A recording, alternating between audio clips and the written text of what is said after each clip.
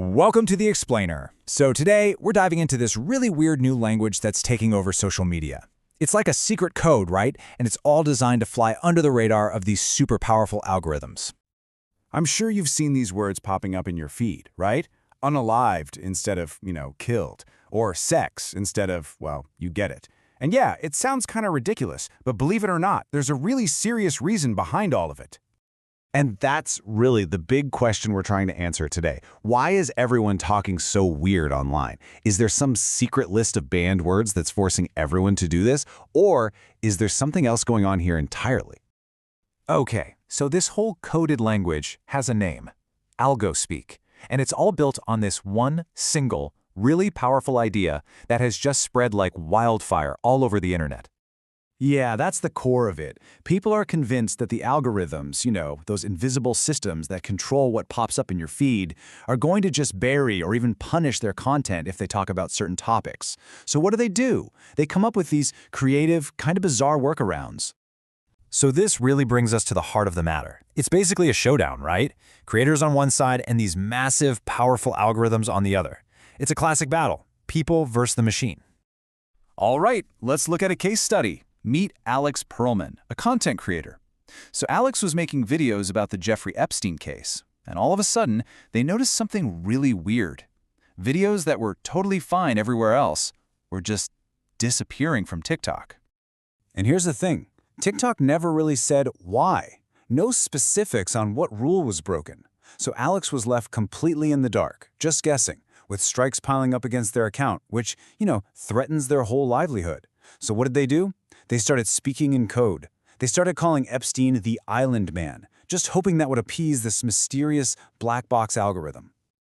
Okay, so you see the two sides forming, right? On one side, you have the creators. They're living in this constant state of fear, scared of these invisible rules, their content just vanishing.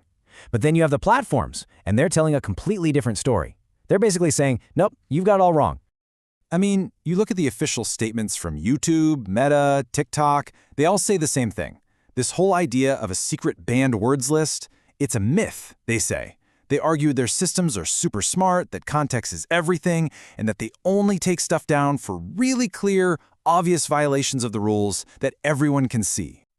So who do you believe? Well, in any investigation, you've got to look at the track record, right? So let's do that. Let's dig into the past behavior of these companies and see if their actions actually line up with their words. And, well, when you look back, a pattern starts to emerge pretty quickly. You've got leaked docs showing TikTok told moderators to suppress videos from users they thought were ugly or poor. You've got creators suing YouTube because videos with words like gay were getting demonetized. Time and time again, we see these platforms quietly, behind the scenes, pulling levers to manipulate what we all see. And that creator we mentioned, Alex Perlman, made a really great point about this.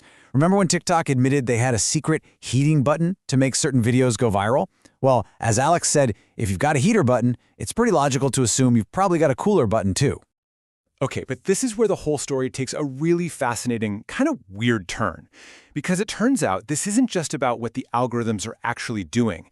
It's about what we all believe they're doing.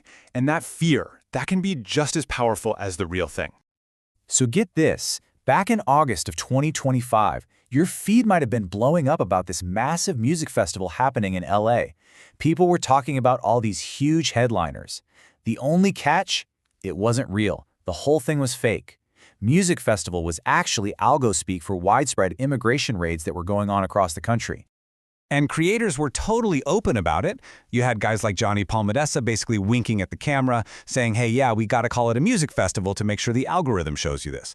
They were 100% convinced that if they used the real words, their videos would just get shut down. But here's the craziest part of all.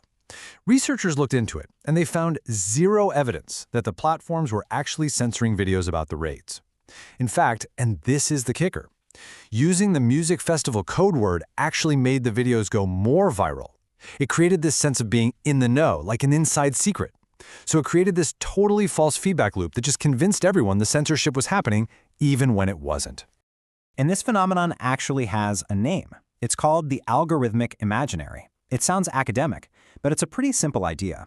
Our beliefs about how the algorithm works, even if those beliefs are totally wrong, end up changing how we act online. And that, in turn, shapes the entire culture of the internet. All right, so let's recap. We've got scared creators on one side, platforms denying everything on the other, a pretty shady history of manipulation, and this whole culture of people censoring themselves. So where do we land?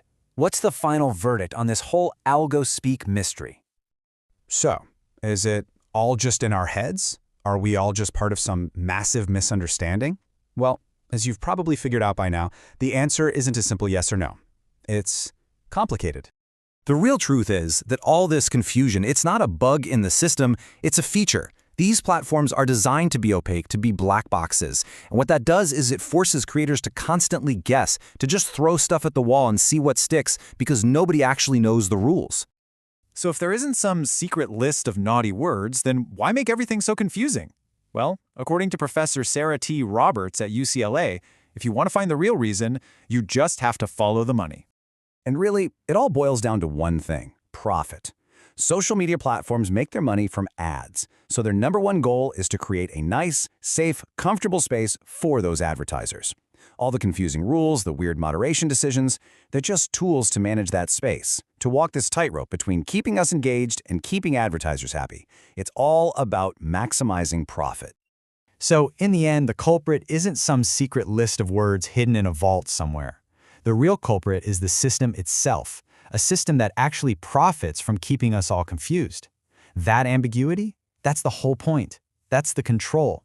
It keeps us guessing, it makes us censor ourselves, and it makes sure the platform stays a cozy, brand-safe playground for advertisers. And that leaves us with one last big question to think about. If we know the whole system is built to profit from our frustration and confusion, is playing along with Algospeak? Is staying in this cycle of guesswork? Is that really the best way for us to engage?